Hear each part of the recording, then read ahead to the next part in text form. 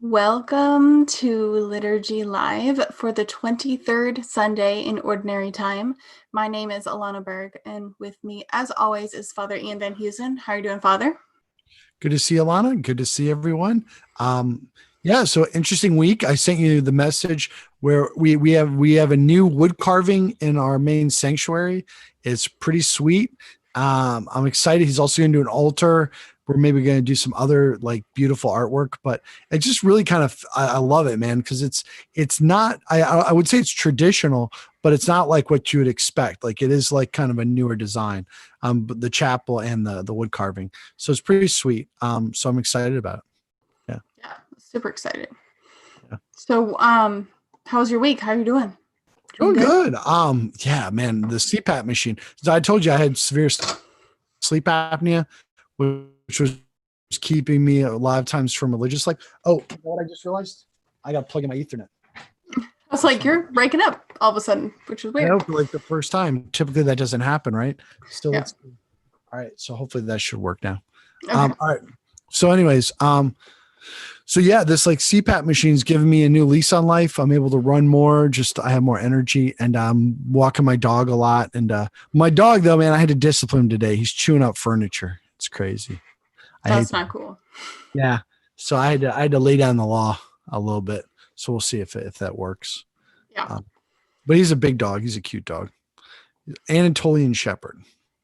Awesome. Saint Charbel, Yes. the dog. His name is Charbel. Charbel. Charbel. After Saint Charbel. After Right. Charbel. All right. All right. So, but yeah, do you have anything? What's up with you? This is our second Monday of homeschooling. Mm-hmm. So it's been going good so far, and nobody's thrown a tantrum or died. Mm-hmm. So I consider that a win. Absolutely. Absolutely. We're easing our way in, but it's gonna be good. Absolutely. I mean, I'm trying to get this TikTok set up right. For the folks who are following on TikTok, there's one, Mallory Shannon, which actually might be one of my students. All right. All right, cool. All right. Let's jump into the readings. Okay. From the prophet Ezekiel. Mm-hmm. Thus says the Lord, you, son of man, I have appointed watchmen for the house of Israel. When you hear me say anything, you shall warn them for me. If I tell the wicked, O wicked one, you shall surely die, and you do not speak out to dissuade the wicked from his way, the wicked shall die for his guilt, but I will hold you responsible for his death. But if you warn the wicked, trying to turn from his way, and he refuses to turn from his way, he shall die for his guilt, but you shall save yourself. Absolutely. So you had a concern about how this could be misunderstood, right? We talked about that a little bit. What was Yeah. yeah. I think that this could be understood as blaming others for the guilt of the person doing it. So in our culture, it tends to be when something happens and it's in the media, we look for fault of someone else, not the fault of the actual person who does the wrong thing. We look to blame all of the fault on someone else.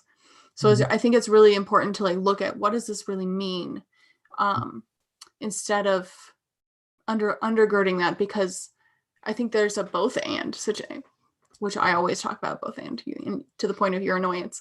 But well, just flesh it out. Don't just say it's a both ends. Like, right. How do you flesh that out? So like you're called, it's like, so this is Aquinas always holds these things in paradoxical tension, Right. but he can flesh it out basically. Right. Yeah. And when I say both and, that's what I mean. The paradoxical tension between holding the sinner responsible for their own personal sin, but also the community or the culture or the person who is supposed to warn them, hold them responsible for what they are responsible for. Yeah, I think going back to my whole view of spiritual exercise, right, is when is it good to hold somebody accountable, and when is it good to recognize that there's forces beyond their control? So when you're dealing with somebody who's an obstinate sinner, or somebody who's doing evil, right? Because that's what we're ultimately talking about, is somebody who's doing evil. I think there's a one hand you could say if you're talking to them one-on-one and you're kind of they're sitting in front of you, it's not good to say to them that they're not ultimately responsible for their actions.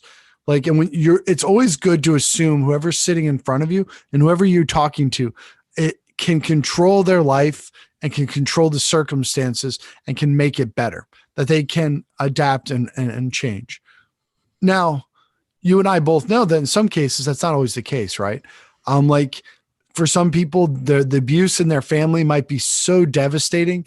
They might have a mental illness because of it, like, personality disorders, bipolar or schizophrenia, or with abuse, it might be more like a narcissism and things like that. Those things can be so deep seated that the person is, in a certain sense, not culpable. We still want to hold them responsible by the law, but it can be a good exercise to not get frustrated, to say, I did my best. Maybe they're just not going to change. Right. Right. And if you do, according to this reading, if you do those actions, then you aren't responsible for what their choice was. If you said this is bad and they do the bad thing anyways, you are not responsible because, according to the reading, this person was told to tell them. And that those are the, I guess, as people in the church and in leadership in the church, it's saying to us, like, we are responsible for teaching the truth. Mm-hmm. And if they don't choose the truth, that's on them. But if we don't teach the truth, that's on us. Yeah. Have you find some people assume that because you hear this a lot, and I thought it a little bit more before I became a priest. And then I had people throw this at you where they assume that the church is shrinking because of our message or that we need to change. And I think it's not bad to think that sometimes. So to think, how can we package this better? How can we present it better? But there also comes a point where you have to recognize and you have to be at peace with maybe you're doing the best and maybe just people aren't receptive to hearing that. I was just having a conversation with my lead focused missionary today, and I've talked with leadership or whatever. I can honestly say with ECU Newman and with the campus ministry, I feel like we're doing everything we can physically possibly do. Like I've heard not to toot my own horn, but I've never heard anybody say it's the preaching or the liturgies, or it's just, we're doing the best we can in the circumstances we have and just resting in that. Right. Mm-hmm. And sometimes the numbers are there and sometimes they're not. Now the challenge right now is with the whole COVID-19 thing, everybody's numbers are way down. Right. And it's kind of a wonky year. So it's hard to gauge, but I kind of look around and I'm like, I think we're doing the best we can. I don't even think it would help much if I was here full time. I don't even think it would help much if I was here full time. I don't think I could spend hours on campus every day. It might help just a little bit, but probably not a whole lot, just if that makes sense. I really think right now we're doing the best we can and that we're doing everything that we can. Yeah. And I think it's probably even more powerful in the sphere of influence that we have directly to be able to sway people in terms of, admonishing sinners in that way. And what we do here is similar to say, like, this is wrong, or even like work through the thought process of what we're talking about. But go ahead. I was about to derail your comment. I thought that was done. Sorry, finish your thought. I think I'm done. Okay, it's done. It's gone now. Sorry, I completely screwed that up. Have you ever been convinced by something somebody said, or have you ever convinced somebody else to change their ways that you're aware of? I have been convinced by something somebody said. Yeah. And in the moment, did you say that to them? I bet probably. Well, it's more, so it's not like one-on-one somebody said, but like an audio podcast that I was listening to. Yeah. Where they were explaining things. I was convinced at that point, but it wasn't a confrontation, like conversation. Yeah. I've been convinced a lot in conversations, and I generally find that you never admit in the moment that the person was right. And then normally you think about it for years or for weeks or months. You know what I'm saying? I mean, there's conversations now I still think about years later. And I've thought about that often with myself. Is one of the dangers when we're correcting sinners or we're correcting people is, first of all, there's the anger, there's the ugliness that can be a problem. But even more so than that is our desire to see the fruits in the moment. I mean, I could be convinced that like somebody, you could be in a conversation and you could say something and it triggers them and they're pissed and they like hold it against you for years, but they keep ruminating on it. And they're like, that SOB was wrong. And then they research it. And if you were right, they might be convicted, you know? Well, I have had a conversation in the past where years later, it was a very charitable conversation. And where years later, I went back and I said, I changed my mind and you were right. Thank you for being a good friend. Yeah. So I was able to say I was wrong. Yeah. But it took me years to, you know what I mean? But I think it's just, I wasn't in a place to understand. And it was the same topic that I said that I changed my mind on from a podcast to. Yeah. But the seed was planted there by the conversation. And I remembered it. And I remembered her charity and her love and friendship. And she didn't treat me any different because I just didn't understand her arguments. You know, like, and like being able to go back and say, like, you were right and you were charitable to me. And I remember that. And I'm saying thank you. Like her, because I messaged her and I said that. And she was like, oh my gosh, it's like the best day of her life, right? Because she was able to like see the fruit of the seed that was planted, right? Yeah. Even though it took a long time. Absolutely. So it's just great. That's it. Yeah. I did have a cousin who ended up getting in some trouble, and I had wrote him a letter like 20 years ago. And it was kind of weird. I was in a letter writing phase, which was a little weird at the time. It was definitely like, and he said to me years later, he said he's kind of in jail, and long story why he's in jail. And he said, you know, if I just listened to your letter, I would have been fine. I was like, you warned me and I didn't listen. I don't know if I would have the guts to do some of that nowadays, which might be a problem. Yeah. Well, no, I do admonish people. I do admonish people one-on-one more than I ever did when I was younger, though. Because I mean, I've had hard conversations with mostly like young men. I won't get into it much more than that, but yeah. That's fine. Yeah. It's important to say like, okay, we've had it to have the hard conversations, but have them with charity, have them so they don't distort the relationship, you know, because like your cousin wasn't ready, didn't understand, and can look back and said, I was told and I didn't get it and I didn't listen. Yeah. You know, but he appreciates you now for it. Right. Exactly.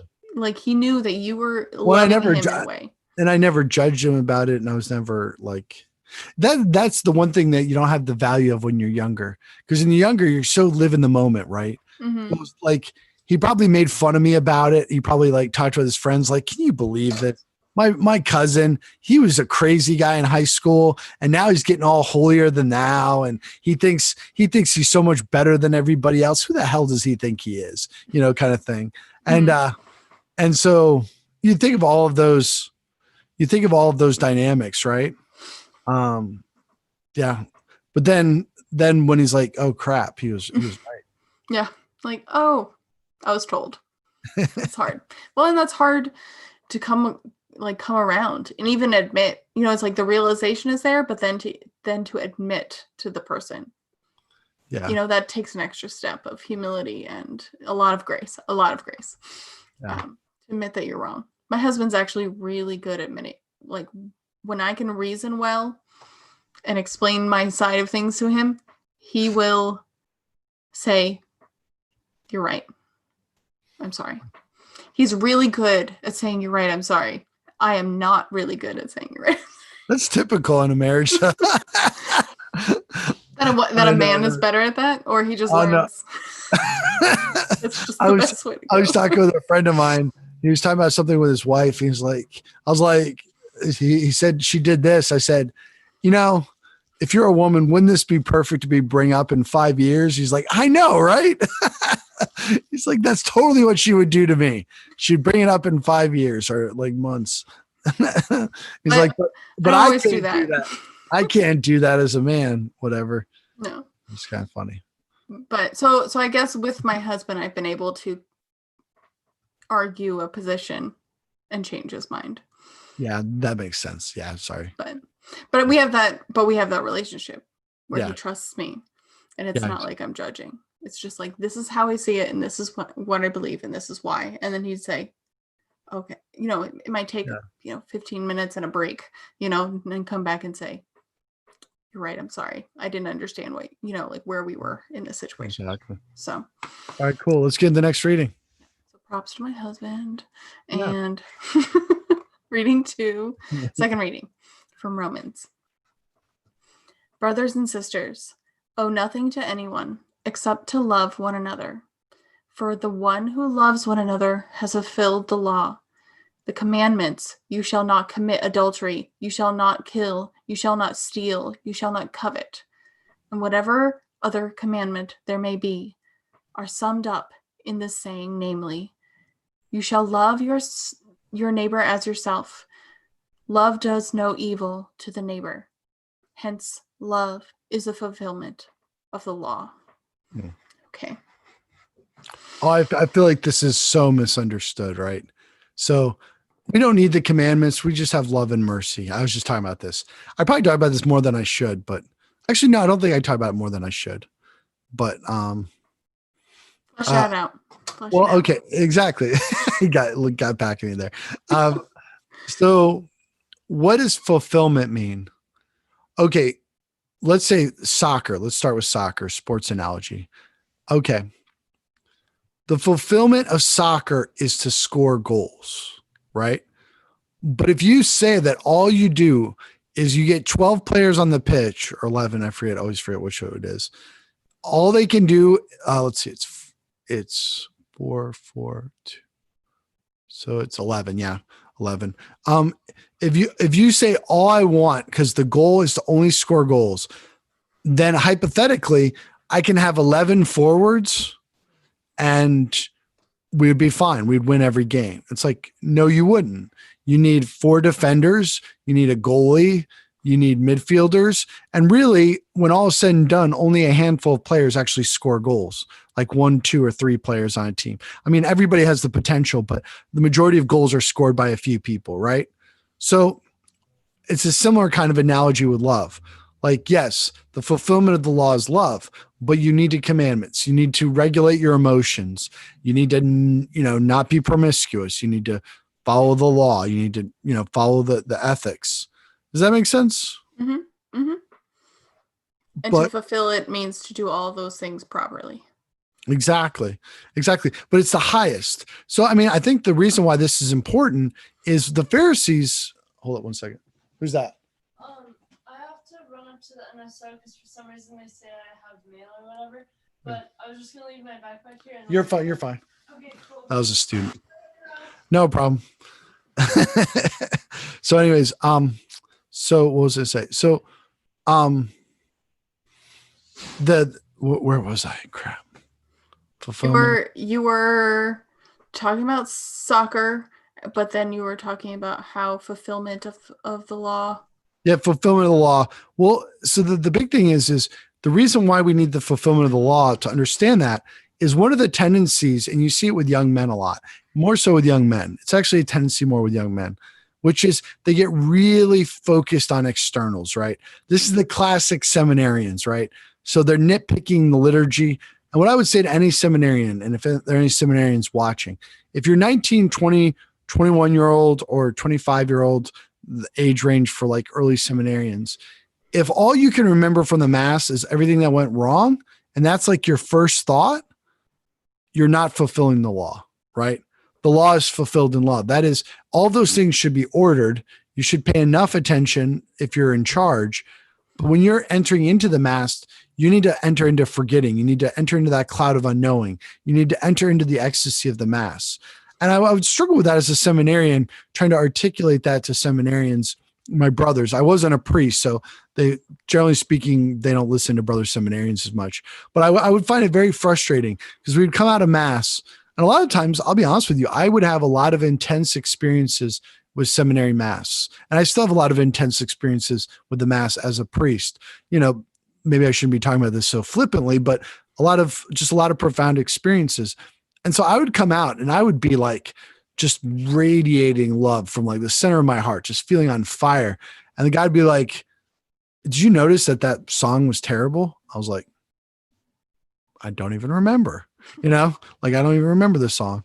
I mean, early in my priesthood, I felt bad for the musicians. One time a musician asked me, "Oh, sorry, the music was off." I was like, honestly, I didn't even notice the music. He was kind of insulted by that.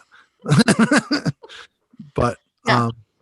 I think that you are articulating something that I also have experienced, where there are times where I have definitely been moved in mass and then have experienced other people who are bitter about something that happened at mass because they were looking for negative, like it was a negative perspective in experiencing the mass. And I struggle with that. Yeah.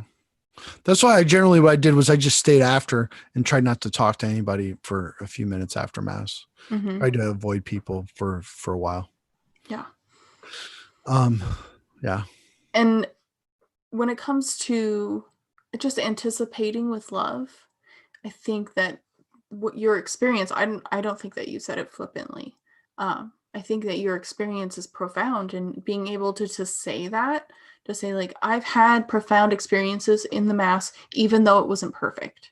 Like anyone, because of the grace of God, because it's God's work, right, in your heart, and you are open to that.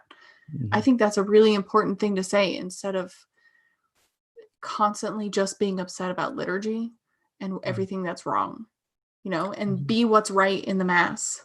I think you're frozen. Oh, yep. So I'm just deep in ecstasy. Yeah, like you're not responding to what I'm saying. So what do you think about? Do you remember what I just said? Yeah. So yeah. I think it's definitely it's a real challenge with that. The big thing is, though, I would say what really broke me of it was going to Mexico and seeing, because like when I was in Mexico, I was in a part of the world that I'm not idealizing the people by any means. I'm aware that everywhere you go, people struggle with sexual sins. They struggle with whatever. Not that I heard any confessions, but I was just there as a seminarian. But it's obvious. But you see people who they live in a climate where it is uncomfortable.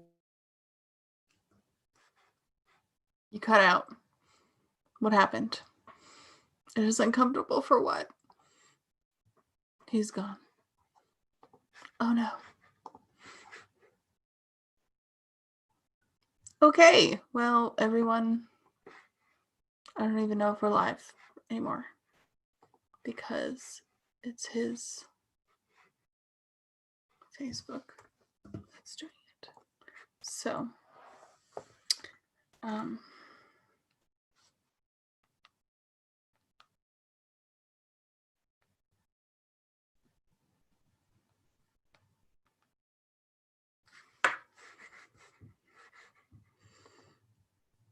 all right. Well,